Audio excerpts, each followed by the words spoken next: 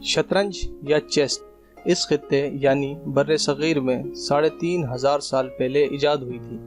ये गेम गुप्ता खानदान के दौरे हुकूमत में सीजा नामी शख्स ने इजाद की थी और इसकी इजाद के साथ एक बहुत दिलचस्प दास्तान मुंसलिक है।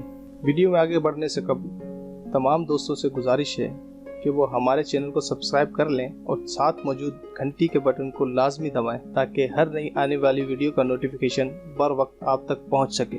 दोस्तों, सीजा शतरंज का खेल लेकर बादशाह के पास हाजिर हुआ और बादशाह ने खुश होकर सीजा से कहा, मांगो क्या मांगते हो। सीजा ने कुछ लम्हे सोचने के बाद कहा, हुजूर चावल के चंद दाने। बादशाह ने हैरान होकर पूछा, क्या मतलब।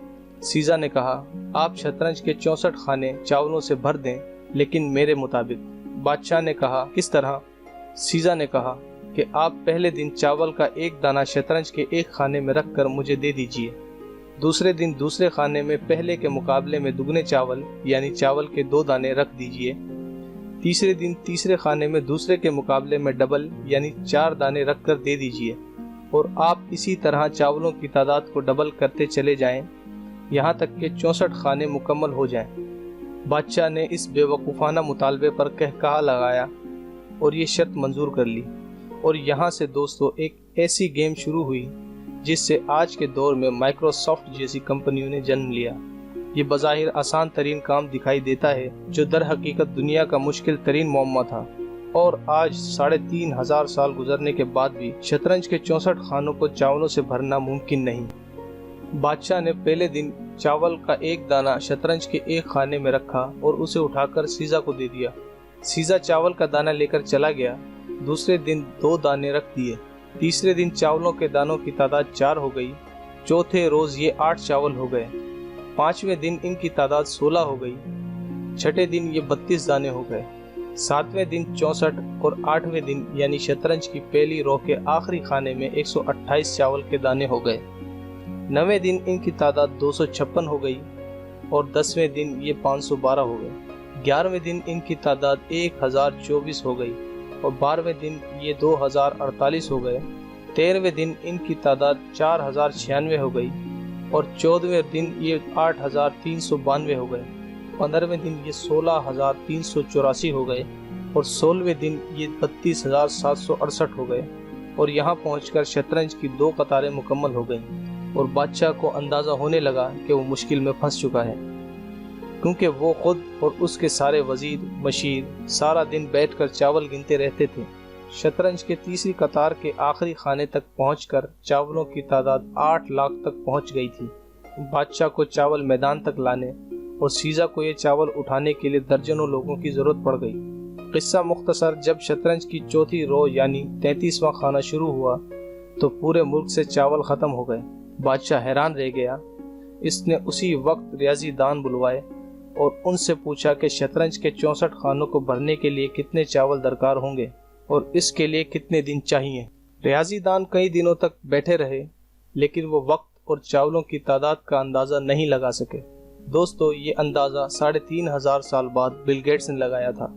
बिल गेट्स का ख्याल है अगर हम एक के साथ 19 जीरो लगाएं तो शतरंज के 64 खानों में इतने चावल आएंगे। बिल गेट्स का कहना है अगर हम एक बोरी में 1 अरब चावल भरें तो हमें चावल पूरे करने के लिए 18 अरब बोरियां दरकार होंगी और इन चावलों को गिनने, शतरंज पर रखने और उठाने के लिए 1.5 अरब साल चाहिए। आप भी ये कैलकुलेशन करके देख लें, आप हैरान रह जाएंगे। लेकिन ये याद रखिएगा, ये हिसाब आम कैलकुलेटर के जरिए नहीं लगाया जा सकेगा। ये सिर्फ कंप्यूटर के जरिए ही कैलकुलेट किया जा सकता है। इस इशू को मैनेजमेंट की ज़बान में चेस्ट बोर्ड राइस या second half of the chest board कहा जाता है। अब सवाल ये है कि शतरंज को इजाद करने वाले और बादशाह को इस भयानक मसले में फंसाने वाले सीजा का क्या हुआ। बादशाह ने शतरंज के मौजिद सीजा को शतरंज की चौथी रो पर पहुंचकर गिरफ्तार करवा दिया, क्योंकि बादशाह को शतरंज के हाफ में पहुंचकर चावल पूरे करने के लिए 5.5 दिन का वक्त लग गया था। वो अगले खानों की तरफ बढ़ा तो मुल्क से चावल खत्म हो गए, जिससे बादशाह को शदीद ब्लड प्रेशर हुआ और उसने शतरंज बनाने वाले का सर कलम करने का हुक्म दिया और यूं शतरंज का मौजिद मारा गया। लेकिन शतरंज की सरदर्दी आज तक कायम है। शतरंज इंडिया से ईरान पहुंची, वहां से बगदाद, बगदाद से स्पेन, स्पेन से यूरोप पहुंच गई। اور آج پوری دنیا میں یہ شطرنج کھیلی جاتی ہے۔